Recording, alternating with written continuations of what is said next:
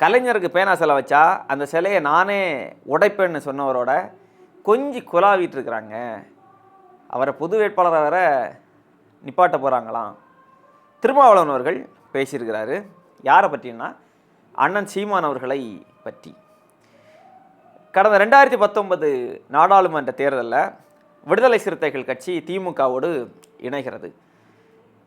இணைகிறதுக்கான காரணமாக என்ன சொன்னாங்கன்னா, பிஜேபியை வீழ்த்தணும், பிஜேபியை வீழ்த்துவதற்கு திமுக தான் சரியான கட்சி, அவங்க தான் பிஜேபியை அப்படியே அறுத்து தள்ளிடுவாங்க, சனாதனத்தை வேறு அறுத்துருவாங்க, திமுக தான் கடுமை எதிர்க்கும், மற்ற எல்லாருமே பாஜகவோட பி டீம், அது யாராக இருந்தாலும் சரி தான், கமலஹாசன் பாஜகவோட பி டீம், சீமான் பாஜகவோட பி டீம், யாரெல்லாம் திமுகவோட கூட்டணி வைக்காமல் தனியாக இருந்தாங்களோ இல்லை திமுகவை எதிர்த்துனாங்களோ அவங்க எல்லாருமே பிஜேபியோட பி டீம்.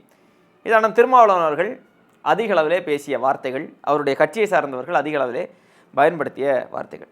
2021 தேர்தலையும் இதே தான், இது தவிர வேறு ஒன்றுமே இல்லை. பிஜேபியுடைய பி டீம், ஆர்எஸ்எஸ் கைக்கூலிகள். அதை தொடர்ந்து 2024 தேர்தல் இதே தான், இதே இத்து போன டயலாகு. இப்போ 26 தேர்தலையும் அதே இத்து போன டயலாக் தான். சீமான் ஒரு ஆர்எஸ்எஸ் கைக்கூலி, இப்போ விஜயும் சீமானும் ஆர்எஸ்எஸ் பெற்றெடுத்த குழந்தைகள் என்றெல்லாம் பேசியவர்கள் இந்த விடுதலை சிறுத்தைகள் கட்சியை சார்ந்தவர்கள். தேர்தல் முடிஞ்சதும் ஒரே ஒரு அமைச்சர் பதவிக்கு வேண்டி இத்தனை வருஷம் என்ன பேசிகிட்டு இருந்தோமோ அதெல்லாம் அப்படியே தூக்கி தூர போட்டுட்டு அங்கே தமிழக வெற்றி கழகத்தில் போய் சேர்ந்துட்டு இப்போ என்ன பேசுகிறாருன்னா, சீமான் திமுகவினுடைய பி டீம் என்று பேசிகிட்டு இருக்கிறாங்கங்க. ஏங்க நீங்கள் தானேங்க திமுகவோட கூட்டணியில் இருந்தீங்க, இப்போவும் திமுக கூட்டணியில் இருக்கிறோன்னு தானே சொல்லிட்டு இருக்கீங்க நீங்கள். இவருக்கு என்ன பிரச்சனை அப்படின்னா, இப்போ தாவேக்கால போயிட்டார். இப்போ தாவேக்காவை யார் கடுமையாக எதிர்த்துட்டு இருக்கிறாங்க? தமிழ்நாட்டில் நாம் தமிழர் கட்சி கடுமையாக எதிர்த்துட்ருக்கு தாவேக்காவை. திராவிட முன்னேற்ற கழகமும் அவங்க போக்கில் அவங்க எதிர்த்துட்டு இருக்கிறாங்க. இப்போ இந்த 2 பேரையும் ஒன்று சேர்க்கணும், புரியுதா? ஒன்று சேர்க்கணும்னா இவங்க 2 பேரும் ஒன்று தான், இங்கே தோற்றத்தை உருவாக்கணும். திமுக ஆட்சியில் இருந்தப்போ பாஜக திமுகவை கடுமையாக எதிர்த்தது, நாம் தமிழர் கட்சியும் கடுமையாக எதிர்த்தது. ஆனால் பாஜக எதிர்ப்பதற்கான காரணம் வேறு, நாம் தமிழர் எதிர்ப்பதற்கான காரணம் வேறு. அப்போ பார்த்தீர்களா, சனாதன சக்திகள் எல்லாம் ஒன்று சேர்றாங்க.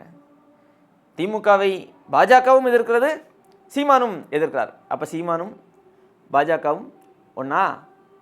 இப்படி தான் ரொம்ப அறிவுபூர்வமாக அரசியல் பேசிகிட்டு இருந்தார் அண்ணன் திருமாவளவன் அவர்கள். இப்போது அப்படியே நாம் தமிழரும் திமுகவும் ஒன்று கூட்டணி வைக்க போகிறாங்க, பொது வேட்பாளர் உங்கள்ட்ட சொன்னாங்களா பொது வேட்பாளர்னு? பேனா சிலையை உடைப்போம் என்ன அண்ணன் சீமான் அவர்கள் பேசினார். பேனா சிலை நீ வச்சா நான் உடைப்பேன், இப்போவும் அதுதான். அந்த நிலைப்பாட்டிலேருந்து மாறலாம் இல்லை திருமாவளவன் அவர்களே.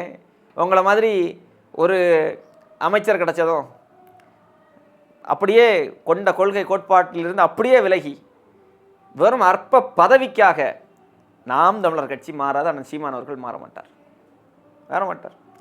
அண்ணன் சீமான் அவர்கள் சொன்னாரா, பேனா சிலை வச்சா நான் இனி உடைக்க மாட்டேன்னு? அந்த நிலைப்பாட்டில் எப்போதும் நாம் தமிழர் கட்சி நிற்கும், உறுதியாக இருக்கும். பேனா சிலை வைத்தால் உடைப்போம். ஏங்க நீங்கள் சொல்லுங்கள், இப்போ நீங்கள் எந்த கூட்டணியில் இருக்கிறீங்க? திமுக கூட்டணியில் இருக்கிறேன்னு சொல்கிறீங்க, தாவேக அமைச்சரவையிலையும் இருக்கிறீங்க. இப்போது தாவேக செய்யக்கூடிய தவறுகளுக்கு எல்லாத்துக்கும் நீங்கள் முட்டு கொடுத்துட்ருக்கீங்க. விஜய் ஆர்எஸ்எஸ் உடைய குழந்தை அப்படி தானே நீங்கள் உங்களை சார்ந்தவர்கள் எல்லாமே நீங்கள் சொல்லிட்டு இருந்தீங்க. உங்கள் கட்சியின் நிலைப்பாடு அதுதானே. சீமானும் விஜயும் ஆர்எஸ்எஸ் உடைய குழந்தைகள், ஆர்எஸ்எஸ் கைக்கூலிகள், அவர்கள் தான் இவர்களை வழிநடத்துகிறார்கள், ஆர்எஸ்எஸ்ஸுக்காகத்தான் இவர்கள் வேலை செய்கிறாங்க, அதுதானே உங்கள் நிலைப்பாடு. அப்புறம் அங்கே போய் நிற்கிறீங்க விஜயோடு. யாரே ஆர்எஸ்எஸ் கைக்கூலிகள் என்று நீங்கள் சொன்னீங்களோ அவங்களோட போய் நின்றுட்டு இப்போ சீமான் திமுக கைக்கூலி என்று வந்து நிற்கிறார். இப்படி ஒரு அரசியல் பிழைப்பு தேவையா? இப்படி ஒரு சந்தர்ப்பவாத அரசியல், இவ்வளவு சந்தர்ப்பவாத அரசியல். நாம் தமிழர் கட்சி திமுகவோடு கூட்டணி வச்சுதா? இல்லை அண்ணன் சீமான் அவர்கள் பொது வேட்பாளர்னு இப்போ நாங்கள் சொன்னோமா? இல்லை மற்ற கட்சிகள் யார் சொன்னா? என்ன பேசிட்டு இருக்கீங்க நீங்கள்? என்ன பிரச்சனை? என்ன நிறுவ முயற்சிக்கிறீங்க? ஒரு அரசியல் கட்சியின் தலைவரும் இன்னொரு அரசியல் கட்சியின் தலைவரும் சந்திக்கிறாங்க எங்கள் திருமண நிகழ்ச்சியில். 2 பேரும் பேசுகிறாங்க. இதில் என்ன பிரச்சனை இருக்குது உங்களுக்கு? சண்டை போடணுமா? ஆனால் சீமான் அவர்கள் திமுகவை சார்ந்தவர்களை எல்லாம் பார்த்தா அப்படி மூஞ்சில் குத்தணுமா? ஓங்கி குத்தணுமா? சரி, உங்களை என்ன செய்யணும்? நீங்களும் எங்களுக்கு எதிரான கட்சி தானே, எதிர்நிலைப்பட்டு கொண்டவர். நீங்கள் எங்கள் மீது அவ்வளோ அவதூறை பரப்பிட்டு இருக்கீங்க. உங்களை எங்கேயாவது ஒரு இடத்துல நாங்கள் பார்த்தோம், ஆனால் சீமான் அவர்கள் உங்களை பார்த்தாங்க, என்ன செய்யணும்? உங்களை கை கொடுத்து உங்கள்கிட்ட அன்பை பரிமாறிக்கொள்ள வேண்டுமா? இல்லை அப்படி முறைச்சி பார்த்துட்டு அப்படியே வீரியமாக அப்படியே மல்லு கட்டி நிற்கணுமா? இல்லை, என்ன நீங்கள் என்ன அரசியல் நீங்கள் சொல்ல வரீங்க? என்ன செய்தி சொல்ல வரீங்க தமிழ்நாட்டு மக்களுக்கு? நீங்கள் வேறு கட்சியை சார்ந்தவர்களெல்லாம் ஒரு பொது நிகழ்ச்சியில் நீங்கள் கலந்து கொண்டால் நீங்கள் அப்படியே சண்டை போட்டுறணும். நீங்கள் அப்படி நாகரிகமாக அப்படி பண்பாலாம் நடந்துக்கக்கூடாது, ஒருவர் கை குலுக்கி கொள்ளக்கூடாது, அப்படி சொல்ல வரீங்களா?